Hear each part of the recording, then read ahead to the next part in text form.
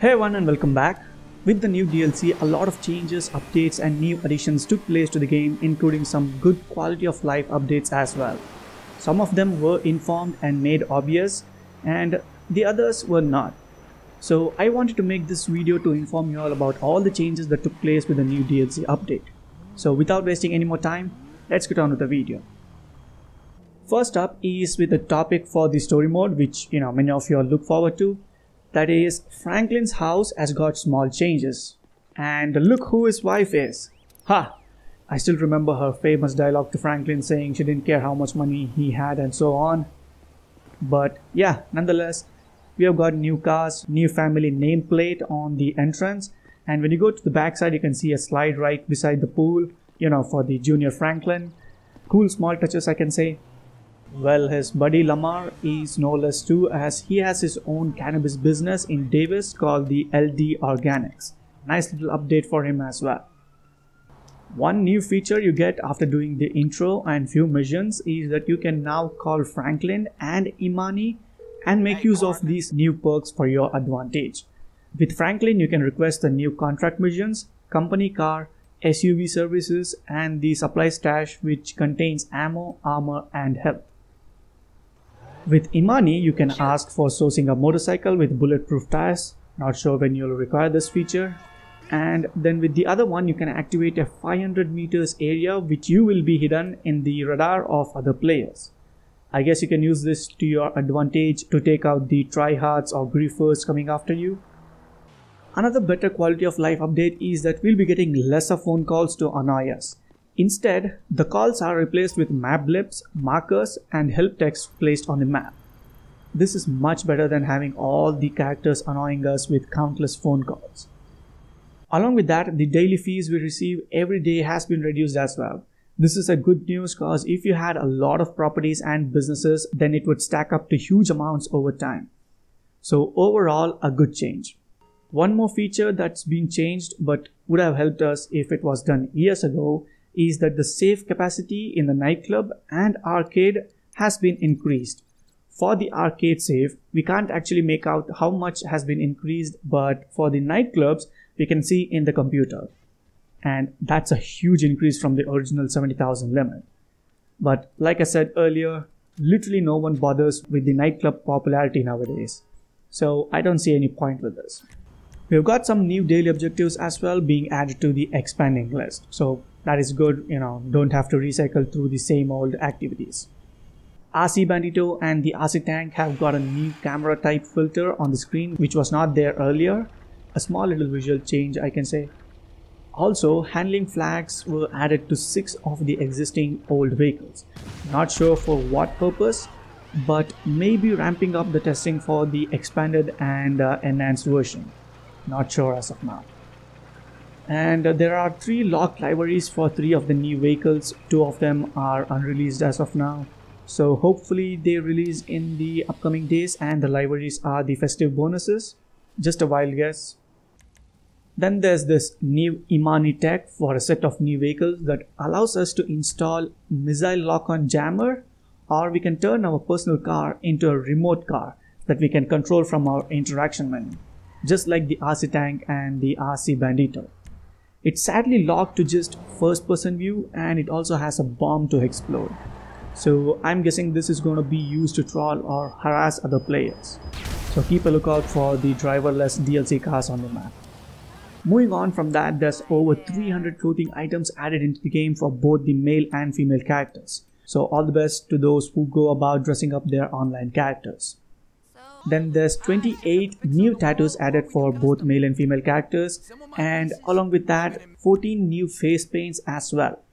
Apart from those, just like last time, only one new hairstyle was added for those asking if we got any new hairstyle for the online characters. Next, we have got the cubed arcade game being added to the first floor of the auto shop. Not sure why, but it's added here. The one on the bottom floor seems to be a little buggy, and there's these 3 unnamed props added to the list as well. I couldn't figure out what it was, so I just returned it back to the original way. And talking about the auto shops, we now have the option to buy the customers' vehicles. That's right, So if you happen to like a car that comes into your shop, then you can just buy it right there itself. This was not there earlier, and as it's added, it'll save probably a few seconds from you having to go to the websites and buy from there. Although I'm not sure if we customize the cars and then when we buy, will we be getting the customized cars? I don't think Rockstar is kind enough to do that, as we'll be saving a lot of money by that. But yeah, a good little update to the auto shop. Another big update which was complained a lot in the previous DLC has been updated in this one. It is that delivering exotic export vehicles, the auto shop customer car deliveries, and completing the auto shop contracts gives us LS car meet reputation. I mean, I don't know why they hadn't done it in the first place, but now after all the complaints, they have updated it. Along with that, in the LS car meet, players can also change the number of laps for the head-to-head races. But just know that more the laps, more the rewards. Next up, we have got a new radio station added to the radio wheel, along with some new music being added to the Radio Los Santos and the West Coast Classics radio stations. I don't normally listen to the radio, and also due to copyright issues I have turned them all off. I do like music, don't get me wrong, but like I explained, that's the reason it is all off. And if you all haven't noticed, we have got a new billboard in West Vinewood. This is of the new radio station and also the new music artist. Talking about music, we have got new media stick collectibles added into the game that we need to collect. I'll be covering this more in a separate video. Next comes the main topics of this DLC. The new missions can be done solo or with other players.